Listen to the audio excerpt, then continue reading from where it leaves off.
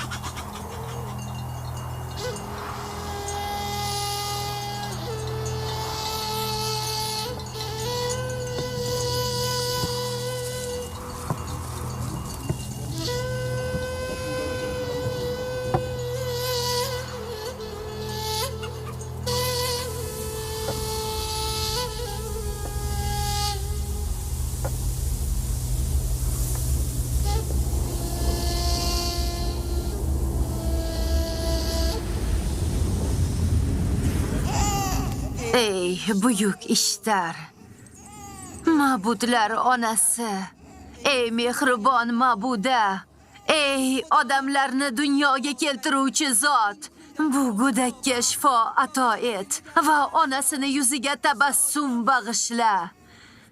Bu go'dakni onasi bir ahd qilgan.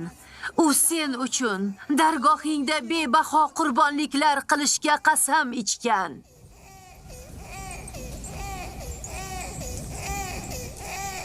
Men buyuk ma'buda sanalmish Ishtardan farzanding yashashini so'radim.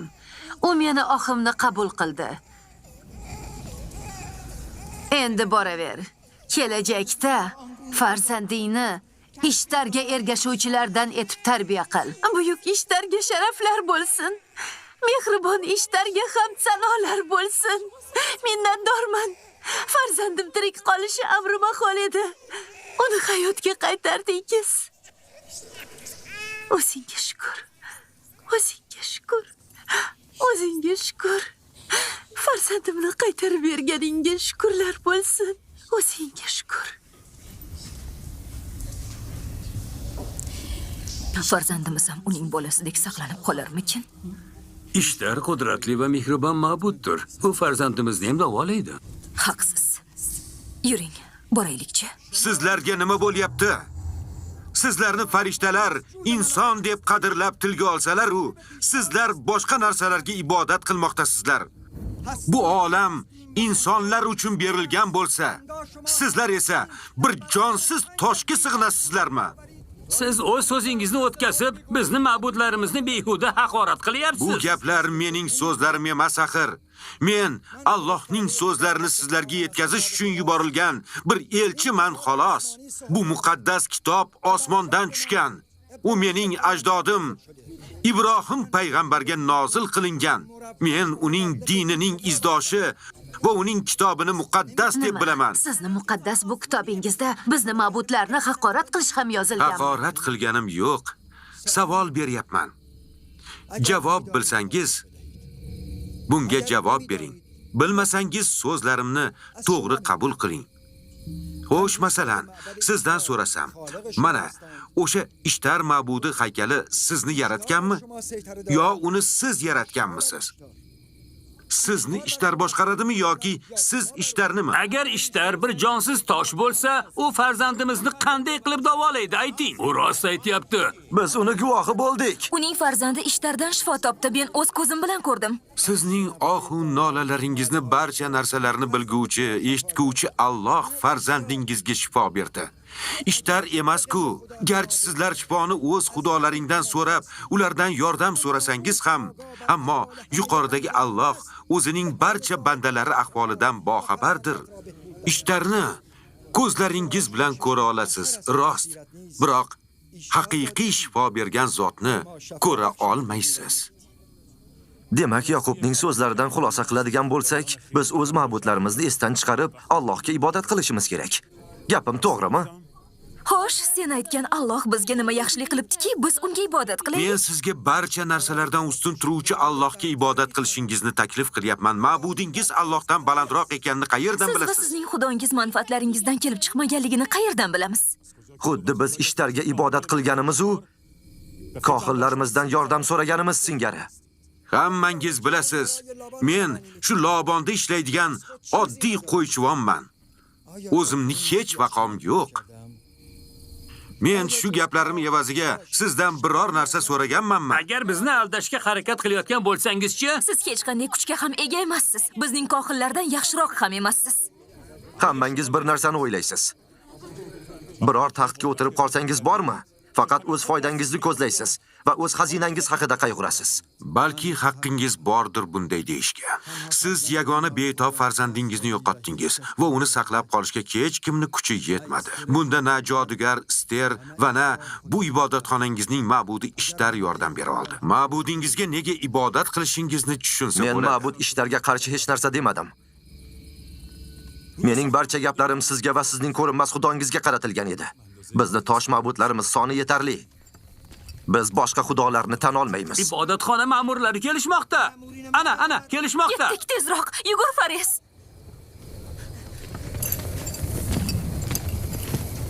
Bu tarafga ketdi. Bor orqasidan. Bor uni topib hibsga ol. U hech narsa qilmadi. Uning gunohi yo'q. Shafqat qiling. Uning gunohi yo'q. Shafqat qiling. Shafqat qiling. Agar hokimimiz Lobonga kuyov bo'lmaganingda, seni qanday jazolashni o'zim bilardim. Men sizdan ham ibodatxonaning boshqa ma'muridan ham qo'rqmayman. U to'g'ri aytyapti. To'g'ri aytyapti. Tarqalinglar. Yoqubning safsatalarini tinglashni bas qiling. Bas qiling deyapman. Yoqubning so'zlari yurtimizga ochlik va qo'rg'oqchilik olib kelganini ko'rmayapsizlarmi? Nima, ko'zingiz ko'rmi? Ha, to'g'ri To'g'ri aytyapti. aytyapti. Ketdik. Ketdik bu yerdan. To'g'ri. Ketdik. Ketdik. To'g'ri. Ketdik. To'g'ri aytyapti. Ketdik. Bu ham bor ekan bizni boshimizda. Qayerdan keldi o'zi bu balo, hayronman.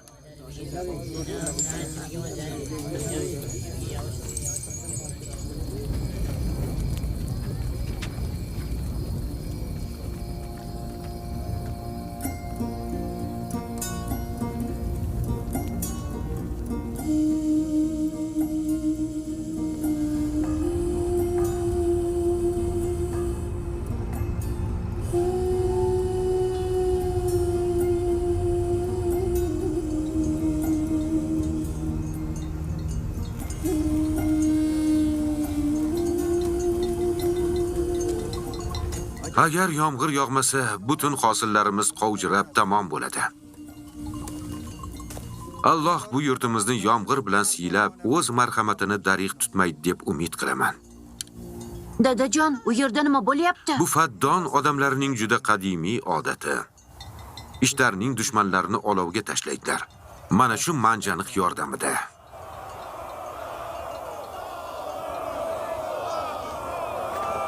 Uning gunohi nima? Uni kechiringlar. Yolvorib so'rayman. O'tinaman. Qo'yib yuboring. Meni aybim yo'q. Nima gunoh qildim axir? Menga biror narsa bo'lsa podani asra. Sen shu yerda kutib tur, men qaraychi nima bo'lyapti ekan.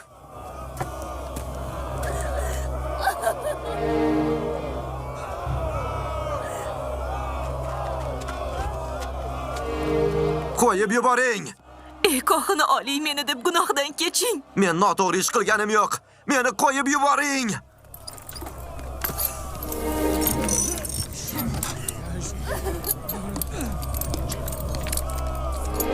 Bu hokimimiz Lobonning jiyani Yoqub. Yolvorib so'rayman, bizga shafqat qiling. Farizda gunoh yo'q. U jazoga loyiq. Yordam Xaloyiq, qilinglar. ishoninglar, U menda gunoh yo'q. jazosini olish kerak. U o'limga mahkum. Meni gunohim yo'q. Rahim qilinglar. Ishoninglar, meni aybsizman.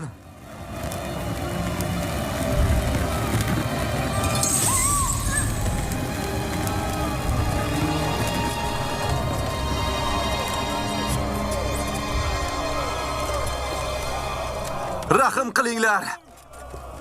Meni gunohim yo'q. Ishoninglar, men aybsizman. Muttaham Fariz Ishtarning dushmanidir. U ma'budimiz Ishtarga qarata tosh otdi. Ma'budimizni noloyiq va kuchsiz deya atadi. Faddan shahrining qadimiy odatlariga ko'ra, buyuk ma'budimizni haqorat qilgan har qanday kishi shu manjanaq bilan olovga otilishga mahkum. Rahim qilinglar. Men noto'g'ri ish qilganim yo'q. Men o'z haqqimni talab qildim xolos. Yolvoraman. Rahim qilinglar. Menga rahim qiling. Bechora Fariz. Gunohim yo'q. Rahim qiling. Men gunohsizman. Gunohsiz. Shafqat qiling. Meni gunohim yo'q. Meni gunohim yo'q. Shafqat qiling. Iltimos, shafqat qilinglar. Kechiringlar uni. Kechiring men uchun. Hamshaharlarim, Shafqat iltimos, qiling. menga shafqat qiling. Shafqat qiling. Behuda faryod qilma. Yo joning omon qolishi uchun xun puli to'laysan yoki olovga tashlanasan. Iltimos, olovga tashlamang. Iltimos, meni gunohim yo'q. Shafqat qiling. Iltimos, Gunohsizman, shafqat qiling. olovga tashlamang. Uning xun puli qancha? Qancha to'lashim kerak? Sen to'laysanmi? Yo'q. Axir u dushmanimiz bo'lsa.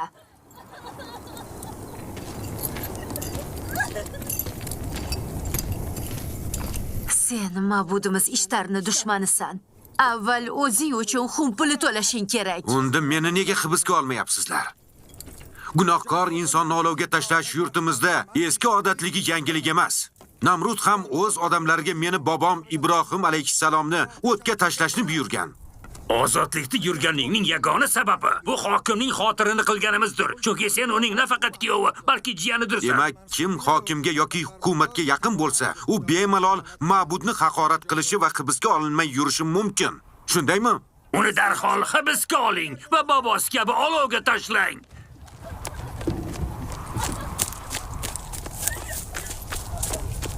Qo'lingizni tekkizmang. Qo'lingizni tekkizmang. Oling qo'lingizni.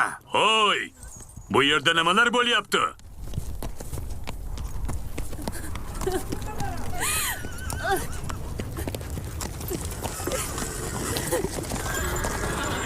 Uni qo'yib yuboringlar. U ayblanayotgan kishini ham ozod qiling. Fariz jazosini olishi kerak. Agar Yoqub uning xun pulini to'lashga rozi bo'lgan bo'lsa, sen u odamni jazolashga haqqing bor.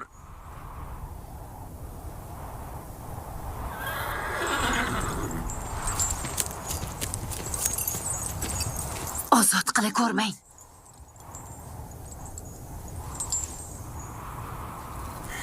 Yoqub, Farizning ozod qilinishi uchun 500 dinor xun puli to'lashing kerak. Albatta, xotirjam bo'ling. U pulni to'layman.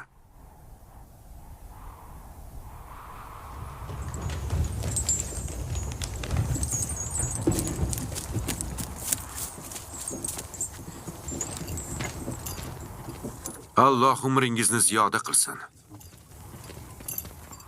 Men togaygacha sen biror xato qilmasligingni poylab, qo'riqlab yurishim kerak.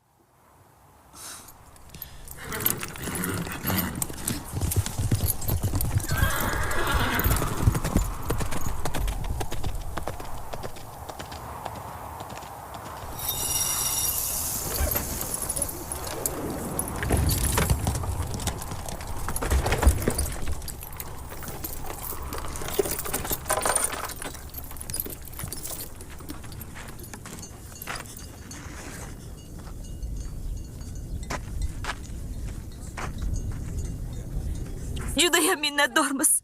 Rahmat sizga. Nima qilyapsan? Katta rahmat sizga.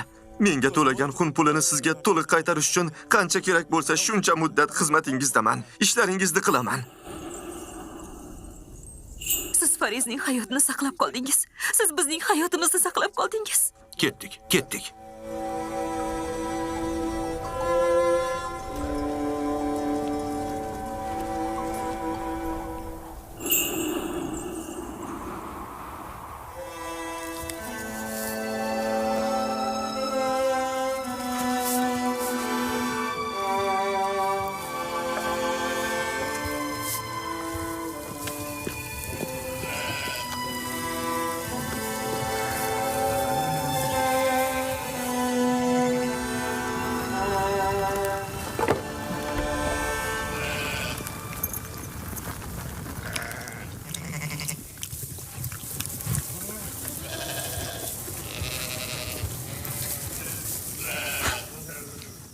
yaxshi inson ekan.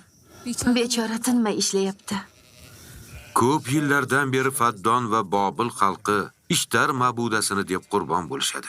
Agar otang Lobon o'z vaqtida kelmaganida biz ikkalamizni ham olovga tashlashar edi. Farizni jonini Alloh saqlab qoldi. U ishtarga sig'inishini to'xtatib, Allohga ibodat qilish kerak. Rohil, u shundoq ham Allohni taniydi. Uning joni omon qolgan soniyadan boshlab u Allohga ishonadi. Yangi mehmonimiz qachon dunyoga keladilar endi? Tez orada, ey Allohning nabiysi, tez orada keladi.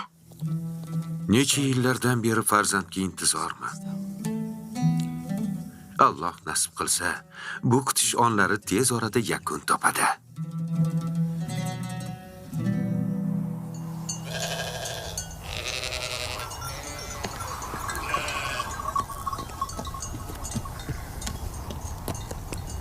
Senga va ahlingga salomlar bo'lsin.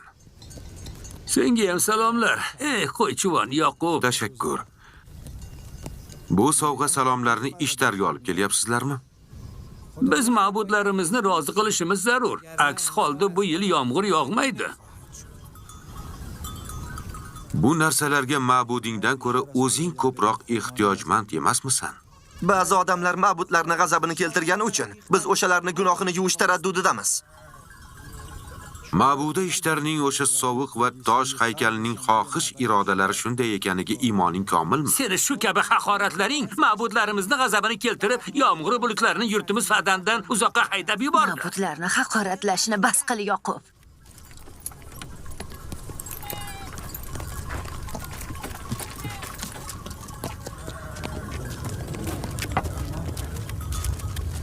Qodir Alloh turganda bu sovuq va mo'rt toshdan qilingan ma'budlarga nega sig'inasizlar? Nega? Nega Allohning nomi nuridan bahramand bo'lishni istamaysizlar?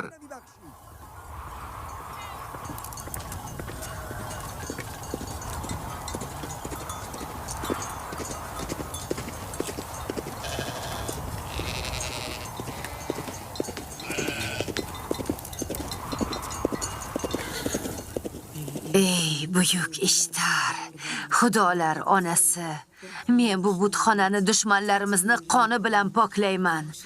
Bu diyorni ochlik balosidan qutqar. Yurtimiz fadanga yomg'ir yog'dirib, rahmat ayla. Ey buyuk ishtar, xudolar onasi, men bu butxonani dushmanlarimizni qoni bilan poklayman. Bu diyorni ochlik balosidan qutqar. Yurtimizga yomg'ir yog'dirib, rahmat ayla. Ma'zur tutasiz. Ey buyuk ishtar, marhamatingni darig' tutma. U butxonamiz qarshisida turib olib, odatdagidek ma'budlarimizni haqorat qildi. U ba'zi odamlar bilan ham gaplashdi. Biroq nima deyishganini eshitolmadim. Ey buyuk ishtar, marhamatingni Yoqub darig' bu ishdan tutma. hech to'xtamaydi. Bu diyorni ochlik balosidan qutqar. Yurtimiz faddanga yomg'ir yog'dirib, rahmat ayla.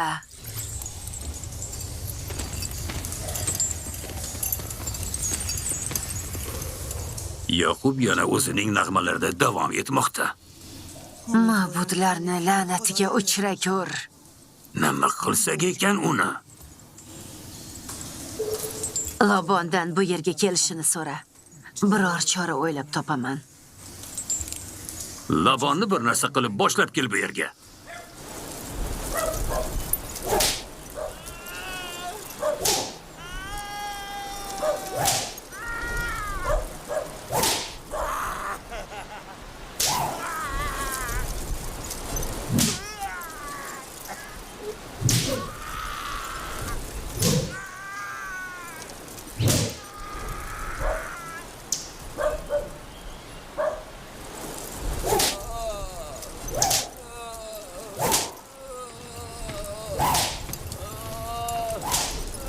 Salom janob. Ishtar ibodatxonasining oliy kohini sizni kelishingizni iltimos qildi. Biror muhim ishi bormikin? Ha, afandim. Bas qilinglar urushni.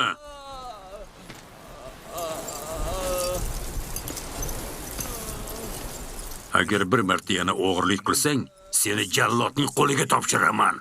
Va'da beraman. Aslo bunday qilmayman. Ozod qiling uni.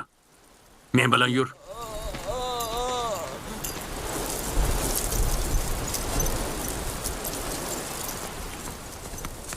Fikrimcha, u siz bilan cho'pon Yoqub haqida gaplashmoqchi. Yoqub o'z qilgan ishiga o'zi javob beradi. Uni qilmishlariga men javob bermayman. U ma'budlarimizni haqorat qilmoqda. Unga tegishli javob berish kohinning vazifasi emasmi? Agar kohin o'z e'tiqodiga uni ishontira olmasa, nega meni bezovta qiladi? Ey ma'budlarni ma'budi, har narsaga qodir buyuk Ishtar. Ko'zimga Faddan xalqini boshiga ochlik, qurg'oqchilik va o'lim kelishi ko'rinyapti. Hokim janoblari, shu yerda kutib turing. Hozir chaqiraman. Ular Ishtarni g'azabini keltiryapti. Ishtar bunday hurmatsizlikni kechirmaydi. Kimdir Ishtarni jahlini chiqardi. U tez orada jazosini oladi. Men buni juda yaxshi bilib turibman. Kimdir buyuk Ishtar uchun qurbonlik qilinishi kerak. Labon, nega jiyaning ma'budlarimizni haqorat qilishni to'xtatmayapsan? Sen odamlarning e'tiqodi uchun mas'ulsan. Uni biror ilojini qilib ishontir. Men hokimman, kohin emasman. Ammo u sening jiyaning va qizingning eri-ku. Men Faddan shahrining xavfsizligi uchun mas'ulman. Men uning ishlari uchun javobgar emasman. Shu sababli ham sen doimo undan ko'z quloq bo'lishing kerak. U odamlarning tinchini buzmoqda. Faddanga tinchlikni qaytar. Ochlik tez orada butun shaharga tarqaydi. Bu barcha balolarga yagona sababchi Yoqubdir. Uni qarang. U yaratganning shuncha rahmatiga sabab bo'lib, mening qo'ylarimning soniga baraka olib kelgan bo'lsa-yu, qanday qilib u yana Faddandagi ochlik va baxtsizlikka sababchi bo'lib qoldi Chunki ekan? Yoqub bizni ma'budlarimizni haqorat qilmoqda. U Bobilning ma'budlariga ham ishonmaydi. Nima qilibdi ishonmasa? U avvallari oshkora aytmasdi. Endi u baralla bu haqda gapirib yuribdi. U ma'buda Ishtarni jamoat oldida haqorat qildi. Uni ovozini o'chirib qo'yishingiz shart. Qilishim shart? Ha, shart. Nima deb o'ylaysan? Bobil hukumatı seni nega bu yerga hokim etib tayinlagan ekan? Meni bu yerga kim hokim qilib tayinlaganini bilasanmi? Shuni yaxshilab eshitib olinglar. Men Bobil hukumatining buyrug'iga amal qilaman. Ammo sizlarni ham emas va ma'budlarning ham emas. Unda Bobildagi Ishtar ibodatxonasining oliy kohini bu muammodan xabar topsa ham hech narsa qilmas ekanda.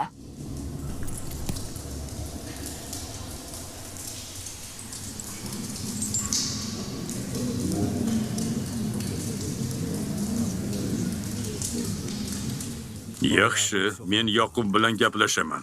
Yoqubga aytib qo'ying, agar u men va oilamga yana tahdid qilsa, men butun oilasi bilan qirib tashlayman. Ota va onasi oldida ovozini baland qilgan it tez orada bo'rilarga yem bo'ladi. Tilingni tiy yigitcha. Bu safar seni kechiraman. Lekin keyingi safar seni hech ham kechirmayman.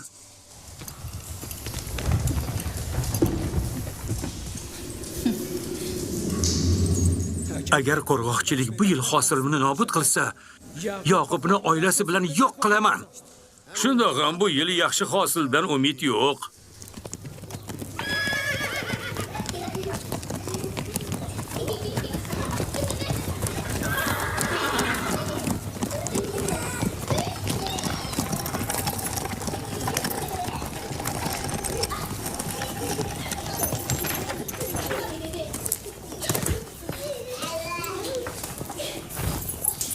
Assalom otajon, xush kelibsiz. Assalom otajon, yaxshi keldingizmi? Faddan hokimi shuncha ishlari bo'lsa ham, qizlarini ko'rgani fursat topganlaridan mamnunmiz. Bu Yoqubga o'zi nima bo'lgan hayronman. Nima bo'ldi otajon? Yana Ishtar ibodatxonasi kohinlari undan shikoyat qilishdimi? Ya'ni bu Faddandagi barcha to'polonlar o'sha kohinning aybi-yu, Yoqub hech qachon xato qilmagan ekanda. Yaxshi bilasiz, Yoqubda ayb yo'q. U o'zini payg'ambarlik vazifasini bajaryapti. Nega u Ishtarning 1000 yillik odatlariga qarshi boradi? Axir u bobosining taqdirini so'zlamoqchi bo'lsa, hech muammo yo'q. U hatto mening butun oilamni o'z e'tiqodiga chaqirsa ham mayli. Ammo u nega boshqalarning e'tiqodlarini haqorat qiladi? Siz nohaqsiz otajon. Ular Yoqubni da'vat qilishiga hech yo'l berishmayapti.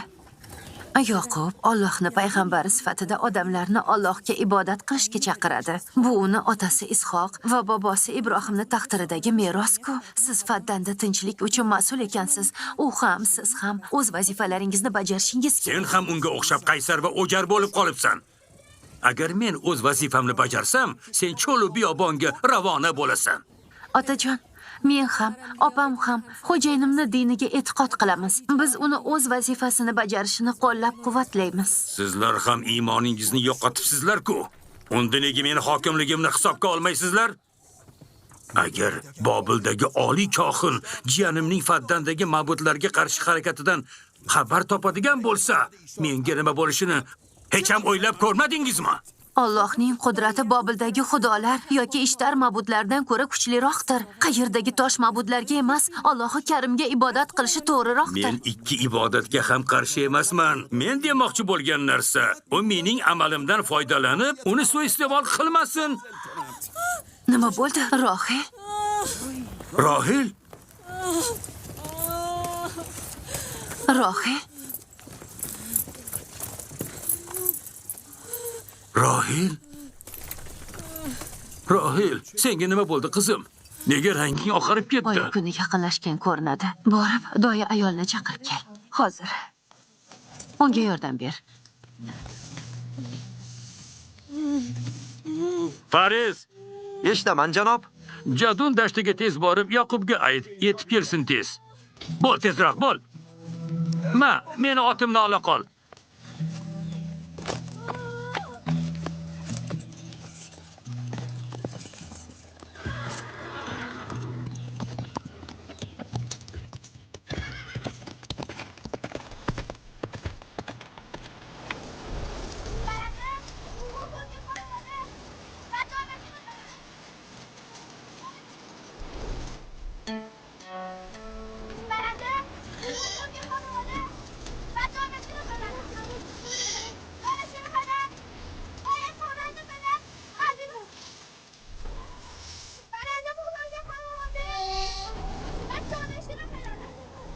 Cho'ponning vazifasi podalarni boshqarish. Payg'ambarning vazifasi kishilarni hidoyatga boshlashdir. Balki shuning uchun ham ko'p payg'ambarlar cho'pon o'tishgandir. Men farzandlarimni bu dashtlarga qo'y boqish bahonasida olib kelib, ularga yo'l ko'rsataman, tarbiyalayman. Nega men va Isroilning farzandlari mushtumzo'rlik va qo'pollik bilan hukmdor bo'lish mumkin deb o'ylaydilar? Men ularga mushtumzo'r va qo'pol bo'lishni o'rgatmagandim-ku.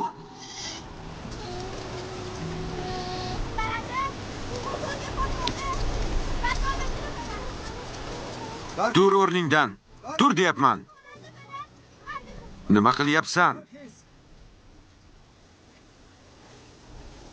Meni izdoshim Allohning eng ko'p sevgan farzandim bo'ladi. Bu nimasi? Bu kuch ishlatish bilan hech narsaga erishib bo'lmaydi. Ibrohim ham, Ishoq ham oliyjanob insonlar bo'lishgan, mushtumzo'r bo'lishmagan.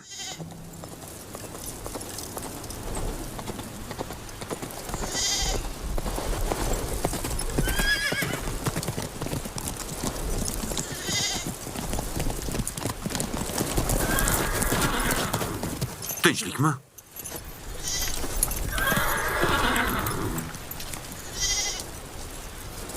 Podani uyga olib boringlar.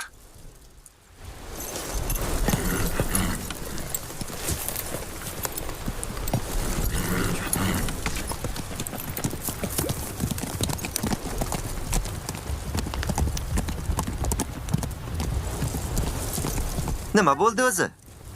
Jiddiy hech narsa yo'q. Podani haydanglar. Uyga ketishimiz kerak.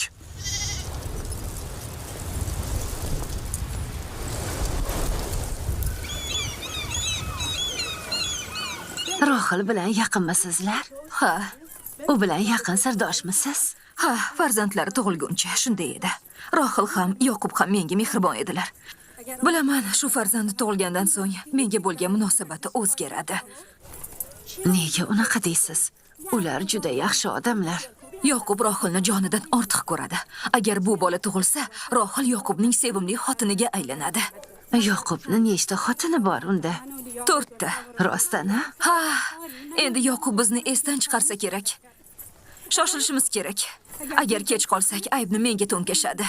Men unday deb o'ylamayman. Yoqub haqgo'y va mehribon inson. Agar rashk qilishni to'xtatib, unga mehr ko'rsatsang, u ham seni yaxshi ko'rib qoladi. Shunga harakat qil.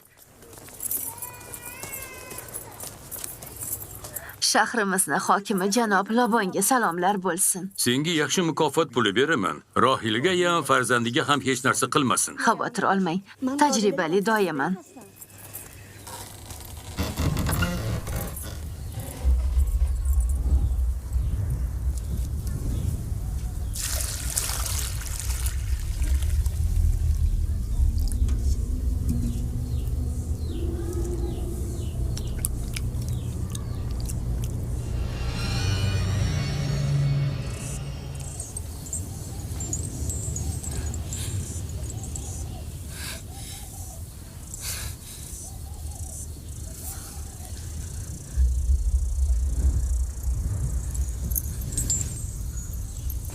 Xotirjam bo'l. Alloh mehribon va rahimli zot.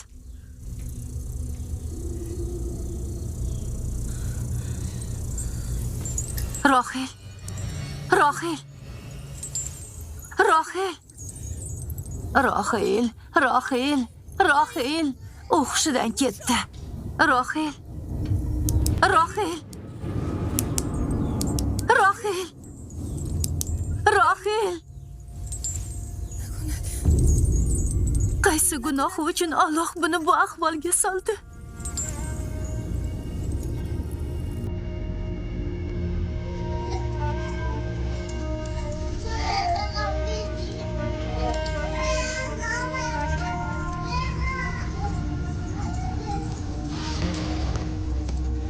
Mana bu bolani ol.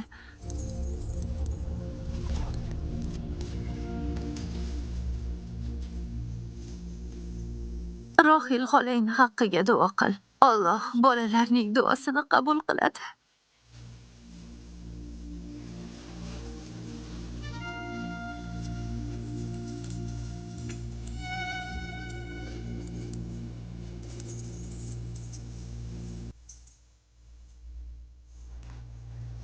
Nega hech narsa qilmayapsizlar?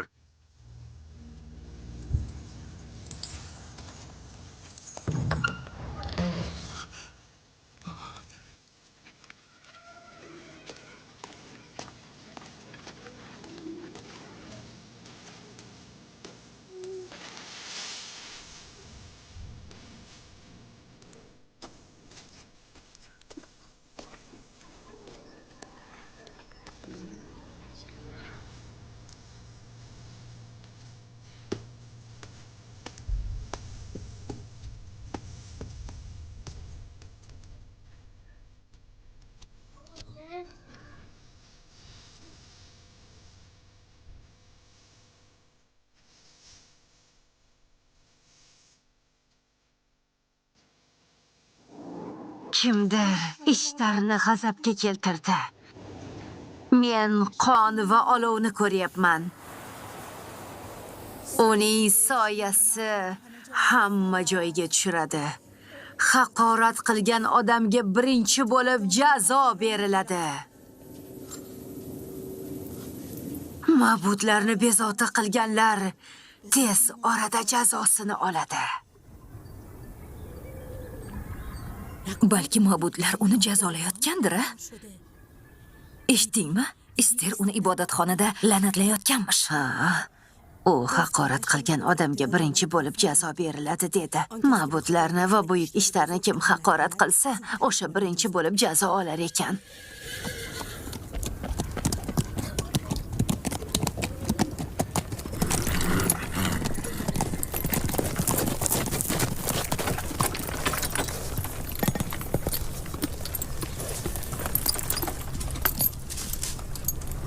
Rohil yaxshimi? Yo'qub, unchalik emas.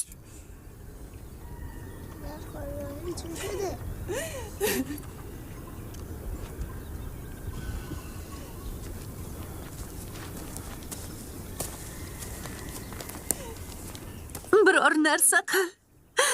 Rohilning ahvoli yaxshi emas. Xotirjam bo'l. Alloh buyuk. Hammasi yaxshi bo'ladi. Menga ishon. Odamlar doim uni ustidan kulishyapti. Ularni aytishicha, ibodatxonadagi Ester uni la'natlayotganmish. Hech qisi yo'q. Ko'ramiz, kimning xudosi kuchliroq ekan. Rohil va uning farzandi ibodat qiladigan Allohmi? Yoki Esterning ma'budimi? Qayerga ketyapsiz? Bizni yolg'iz qoldirmang. O'zingni qo'lga ol. Men yolg'iz qolishim kerak. O'z xudoying bilan nima qilsang qilaver. Ammo men bu yerda qo'l qovushtirib o'tirmoqchi emasman. Biror narsa qil axir. Tabibga borasanmi? Dori-darmon keltirasanmi?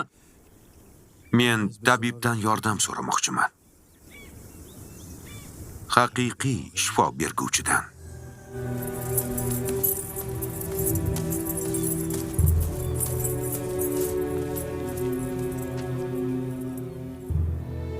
Bu odam nafaqat Faddonning xalqi hayotini, balki qizlarimning jonini baloga giriftor qiladi shekilli. Uni nima qilishni ham bilmay qoldim.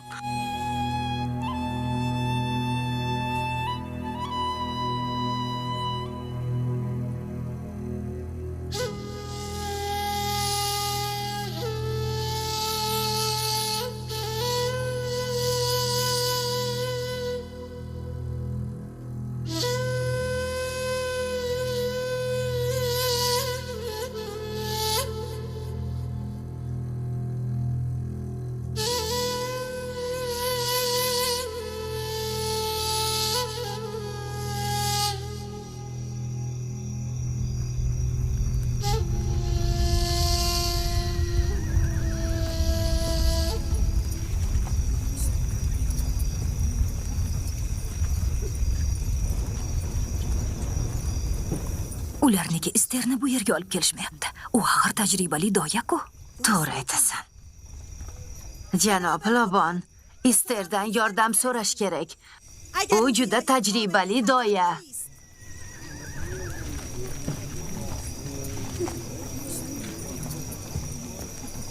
Borib Esterni olib kelishning harakatini qil. Unga istagan narsasini beraman. Unga ayt, agar u meni qizimni saqlab qolsa, Yaqubning Faddoddan chiqarib yuborishga va'da beraman. Ibodatxona ham undan osonlikcha qutuladi. Tez bor.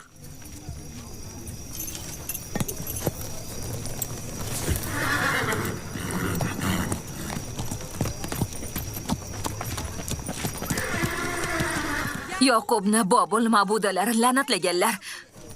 Unga bu ham kam, chunki u buyuk ishlarni haqoratlagan. O'chir ovozingni.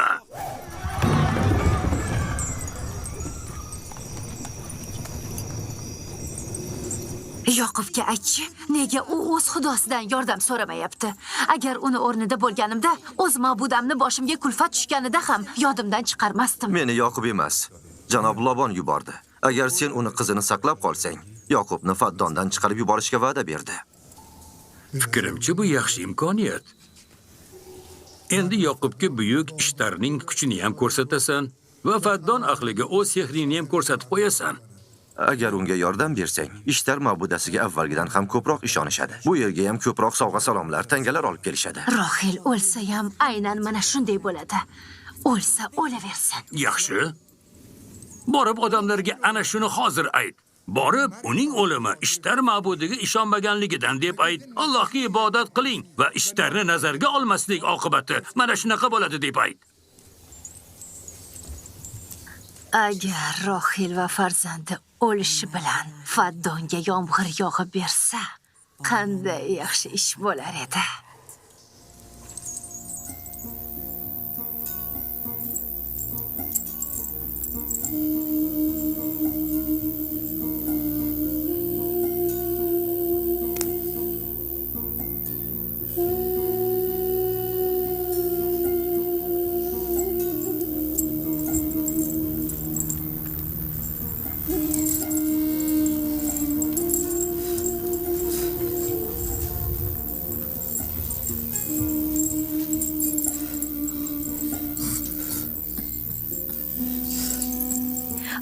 Ister tez kelmasa, bu yam farzandi ham o'lib qolishi mumkin.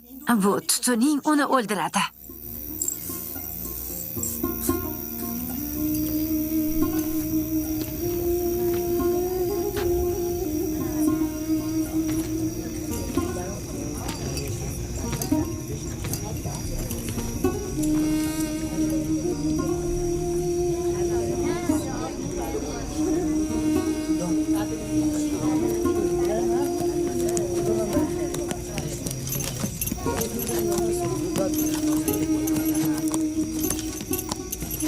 Mabodo bilmaysanmi? Yo'q, o'zimga ham qiziq. Kim yutib chiqarkina?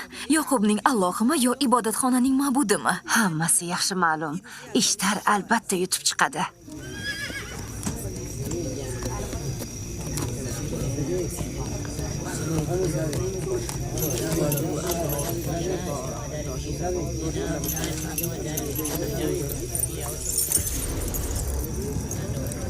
Lobon, meni bezovta qilyapsanmi? Yoqubni aytishicha, uni Allohi qudratli va nazri yo'q edi. Nega u o'zini Allohidan yordam so'ramayapti? Rohilning hayoti sening qo'lingda. Borib yordam ber. Voy! Yoqub Ishtar ma'budidan bunchalik tez yordam so'raydi deb xayolimga ham keltirmagan edim. Bu qanday bema'nilik? Xayolingga kelib ham ko'rsin-chi. Meni shu g'alati xayolim tez orada boshingga tashvish tug'diradi. Ularni vafotini o'z ko'zing bilan ko'rganingda hammasini tushunasan. Hayotni ham, o'limni ham yolg'iz Alloh beradi. Isterni ham, Ishtar ma'budini ham qo'lida emas. Isterni men chaqirtirdim. U o'zini juda yomon his qilmoqda. Rohil Allohdan boshqa birovning yordamiga muhtoj emas. Uyimdan yo'qol. Ket bu yerdan. Yoqub, nima qilyapsan? Ket dedim. Bu kecha ularni ikkisi ham o'ladi.